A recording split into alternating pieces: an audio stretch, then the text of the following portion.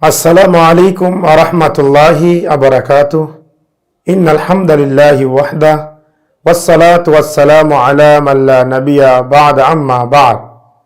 Unite টিভির পক্ষ থেকে আন্তরিক মোবারকবাদ ও শুভেচ্ছা জানিয়ে আমার বক্তব্য শুরু করছি।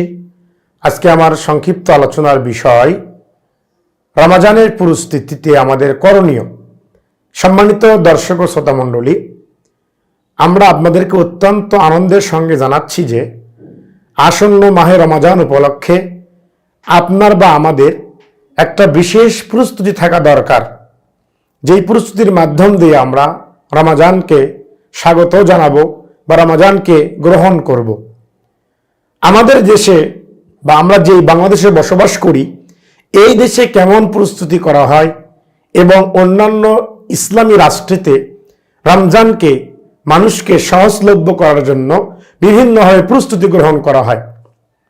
তো আমরা যদি লক্ষ্য করি, সৌদি আরব, কুয়েত, আরব আমিরাত, এরকম যেগুলো ইসলামিক রাষ্ট্র রয়েছে, তারা এই রমজানকে কেন্দ্র করে বিভিন্ন সময়ে বিভিন্নভাবে যেই দ্রব্যমূল্য রয়েছে, জিনিসপত্র রয়েছে, এগুলোর দামগুলো কমিয়ে দিয়ে মানুষকে রমজানের সিয়াম পালন করার সুযোগ করে দেয়।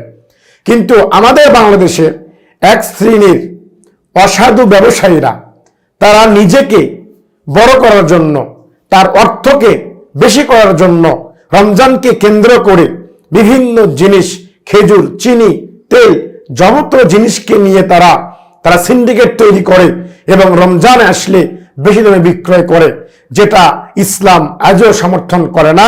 আল্লাহ সুবহানাহু ওয়া তাআলা বলছেন, তাওয়ানু আলাল বিররি ওয়াত তাকওয়া, তোমরা পরস্পর ভালো কাজের প্রতি সহযোগিতা করো এবং অসৎ, অমন্দ, খারাপ কাজের থেকে তোমরা বিরত থাকো। তাহলে আমরা বুঝতে পারি, সম্মানিত উপস্থিতি, আমাদের রমজানের প্রস্তুতি ব্যবসায়ী ভাইদেরকে বলতে চাই, আপনারা সেই নবীর দেশের দিকে লক্ষ্য করুন, লক্ষ্য করে দেখুন যে তাদেরকে কেমন সুযোগ দেওয়া হয়।